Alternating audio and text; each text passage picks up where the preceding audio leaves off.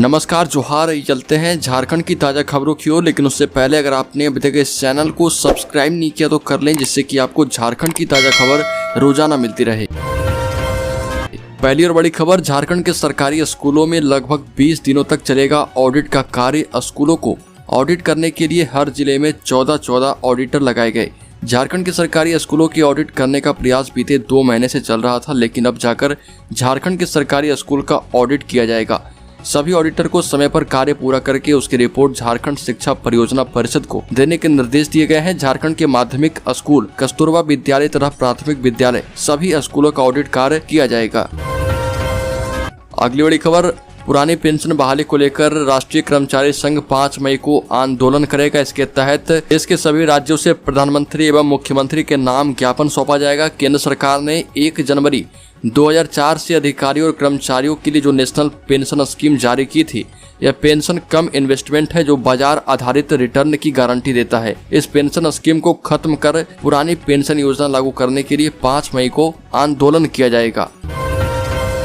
दोस्तों, आपने सुना तो होगा कि छात्र चीटिंग करते हुए पकड़े गए, लेकिन कभी सुना है कि गुरुजी भी चीटिंग करते हुए पकड़े गए हैं? ऐसा एक मामला सामने आया है बोकारो से। बोकारो में ऐसे 400 शिक्षक पकड़े गए हैं जो कि बिना स्कूल आए ही बायोमेट्रिक पर अटेंडेंस बना रहे थे। इसके बाद शिक्षा विभाग ने CSM टेक्नोलॉजी प्रॉपर लिमिटेड से ई-विद्या पाहिनी पोर्टल पर गूगल मैपिंग के जरिए ऐसा लोकेशन सेट कराया कि यह पता चल जाए कि कितनी दूर से अटेंडेंस बनाया गया है। इसके बाद विभाग ने मॉनिटरिंग शुरू की तो शिक्षकों की चीटिंग पकड़ी गई। विभाग को पता चल गया कि कौन से शिक्षक कितनी दूर से अटेंडेंस बना रहे।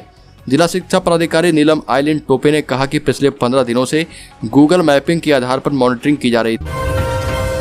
अगली खबर, झारखंड के दुमका में एक घुसखोर दरोगा ACB के हत्थे चढ़ा है। एंटी करप्शन ब्यूरो की टीम ने गोड्डा मुफस्सिल थाने में पदस्थापित ASI अनोद कुमार को 10,000 घूस लेते रंगे हाथ गिरफ्तार किया है। बताया जा रहा है कि वादी सुरेंद्र कुमार का पड़ोसी के साथ जमीन संबंधित विवाद चल रहा था। इस मामले में अनुसंधानकर्ता अनोद कुमार ने आवेदक के पक्ष में केस डायरी लिखने एवं थाने से ही बेल देने की बात बताकर रिश्वत की मांग की थी।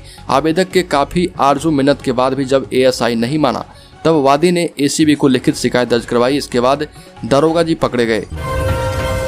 अगली खबर, झारखंड में बढ़ेगा बालू का संकट। निर्वाचन आयोग से नहीं मिली है टेंडर की अनुमति, और इसके बाद झारखंड निर्वाचन आयोग ने सरकार को पंचायत चुनाव के कारण बालू घाटों का टेंडर करने की अनुमति देने से इनकार कर दिया है। इसमें अब राज्य में बालू का संकट उत्पन्न हो जाएगा।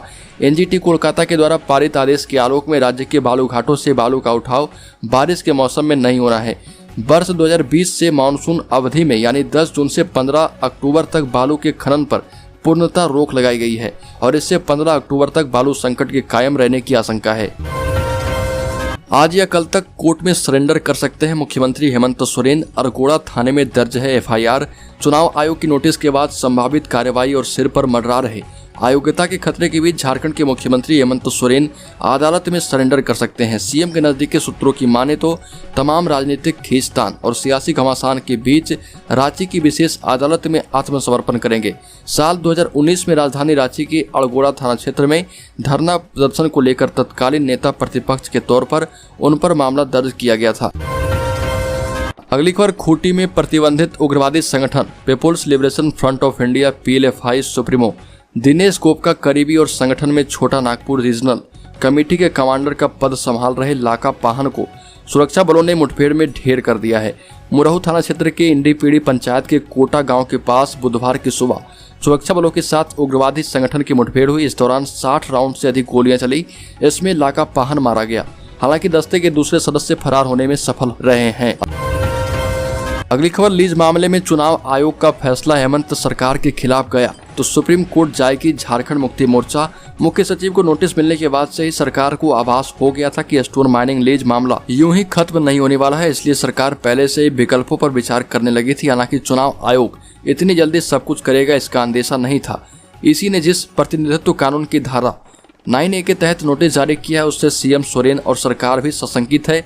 यही वजह है कि सरकार और झारखंड मुक्ति मोर्चा मौजूदा परिस्थिति से निपटने के लिए हर विकल्प पर काम कर रही।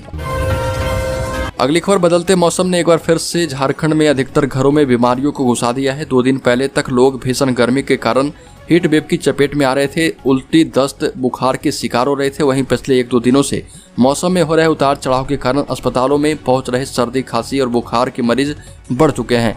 बच्चों की संख्या में 30% की बढ़ोतरी हुई है। स्कूल खुलने और सर्द गर्म मौसम के कारण हर दिन शहर के अस्पतालों में लगभग 500 बच्चे ओपीडी में इलाज कराने पहुंच रहे। रिम्स के पीडियाट्रिक वार्ड भी फुल हो चुके हैं। अगली खबर, स्कूलों में गर्मी छुट्टी 17 मई से शुरू हो सकती है। ऐसे में लोग बच्चों के साथ छुट्टी बिताने के लिए विमान व ट्रेनों में सीटों की बुकिंग जोर शोर से कर रहे। IRCTC और प्राइवेट ट्रैवल एजेंट के आंकड़े बता रहे कि राजधानी रांची सहित झारखंड के लोगों की सबसे पहली पसंद जम्मू कश्मीर बन चुका है। भीड़ बढ़ने के कारण जहां प्लेन के टिकट महंगे हुए, वहीं ट्रेनों में वेटिंग चल रही है। IRCTC ने तो पहले ही कश्मीर के लिए 2 बार पैकेज टूर का अनाउंसमेंट किया है, जो 2 दिनों में ही फुल हो गया है और कश्मीर के ज्यादातर होटल भी फुल हो चुके हैं। अगली खबर, 3 दिवसीय प्रवास पर झारखंड आए भाजपा अनुसूचित जाति मोर्चा के राष्ट्रीय महामंत्री संजय निर्मल ने आरोप लगाया कि राज्य सरकार ने गरीब दलितों के साथ छल किया है। प्रदेश भाजपा कार्यालय में मोर्चा की प्रदेश कार्य समिति की बैठक को संबोधित करते हुए संजय ने कहा कि केंद्र में विगत 8 वर्षों से नरेंद्र मोदी के नेतृत्व में चलने वाली सरकार अनुसूचित जाति समाज के लिए अनेक कल्याणकारी योजनाएं चला रही है, लेकिन इसका लाभ झारखंड में समाज के लोगों को ठीक से नहीं दिया जा रहा है। इसके लिए मुख्यमंत्री हेमंत सोरेन जिम्मेदार हैं। अगली खबर, झारखंड के सरकारी स्कूल सुबह 6 से 12 बजे तक ही खुलेंगे। शिक्षा सचिव राजेश शर्मा के निर्देश पर उन जिलों के उपायुक्तों या जिला शिक्षा अधीक्षकों ने अपने इस आदेश को वापस लेने लगे हैं, जिन्होंने स्कूलों का समय बदलकर सुबह 6 से 10:30 कर दिया था। रांची में भी 2 मई को आदेश जारी कर स्कूलों का समय सुबह 6 बजे से 10:30 बजे किया गया था, लेकिन अब झारखंड के सभी स्कूल 6 बजे से लेकर 12 बजे तक खुले रहेंगे। अगली खबर, भारत में कोरोना वायरस के एक्सी वेरिएंट की पुष्टि होने के बाद से तमाम हेल्थ एजेंसी और एक्सपर्ट्स की चिंता बढ़ गई है। इसके अजीब लक्षण ऐसे हैं कि संक्रमित होने के बाद भी मरीज को कुछ पता नहीं चलता। यह वेरिएंट RT-PCR जांच को भी वायरस बाईपास करने या धोखा देने में सक्षम है। पेट दर्द, उल्टी से लेकर सिर दर्द भी इसके लक्षण में शामिल हैं।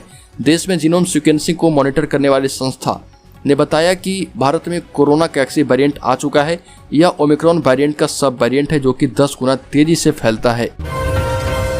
अगली खबर, देश भर में तेजी से बढ़ रहे कोरोना वायरस संक्रमण के बीच 12 से 17 साल तक आयु वर्ग के बच्चों के लिए अच्छी खबर है। प्रधानमंत्री मोदी की उम्मीदों के मुताबिक छात्रों को सुरक्षा कवच प्रदान करने के लिए सीरम इंस्टीट्यूट ने कोवोवैक्स और नोवावैक्स वैक्सीन उपलब्ध करवा दिया है। कंपनी के CEO आदार पूनावाला ने इसकी पुष्टि करते हुए कहा कि कोविड-19 वैक्सीन कोवोवैक्स अब भारत के बच्चों के लिए उपलब्ध होगा। अगली खबर, झारखंड में प्रदेश कांग्रेस के प्रभारी अविनाश पांडे का 2 दिवसीय दौरा कार्यकर्ताओं में कितना उत्साह भरता है यह देखना होगा, लेकिन इतना तय माना जा रहा है कि बयान बहादुर नेताओं के कारण सरकार के अंदर समन्वय प्रभावित होगा। और आपको बता दें कि कांग्रेस की राज्य स्तरीय समन्वय समिति के सभी सदस्य जुटेंगे। पार्टी के तमाम विधायकों के साथ साथ सभी जिलों के अध्यक्ष से लेकर सदस्यता अभियान के प्रभारी तक को बुलाया गया है और इससे झारखंड में सरकार पर दबाव बनाने का काम किया जाएगा। अगली खबर, आंगनबाड़ी कार्यकर्ताओं और सहायिकाओं के लिए सुप्रीम कोर्ट ने बड़ा फैसला दिया है। एक तरफ जहां आंगनबाड़ी कार्यकर्ताओं अपने वेतन वृद्धि सहित मानदेय को लेकर लगातार राज्य सरकारों से मांग कर रही है, वहीं दूसरी तरफ सुप्रीम कोर्ट ने आंगनबाड़ी कार्यकर्ताओं और सहायिकाओं के हक में बड़ा फैसला दिया है। दरअसल अब आंगनबाड़ी कार्यकर्ता और सहायिका ग्रेच्युटी की भी हकदार होगी। उन्हें सामाजिक सुरक्षा के रूप में 10% ब्याज के साथ ग्रेच्युटी भुगतान करने के निर्देश दिए गए हैं। एक महत्वपूर्ण फैसले में सुप्रीम कोर्ट ने माना है कि आंगनबाड़ी कार्यकर्ता और आंगनबाड़ी सहायिका ग्रेच्युटी के भुगतान की हकदार पाई जाती है। अगली खबर, सुप्रीम कोर्ट ने अस्थायी कर्मचारियों के पक्ष में बड़ा फैसला दिया है। कोर्ट ने कहा कि देश में समान काम के लिए समान वेतन के सिद्धांत पर अमल होना जरूरी हो चुका है। सभी अस्थायी कर्मचारियों को अस्थायी कर्मचारियों के बराबर वेतन दिया जाना चाहिए और यह फैसला पंजाब के अस्थायी कर्मचारियों की याचिका पर सुनवाई के दौरान की गई।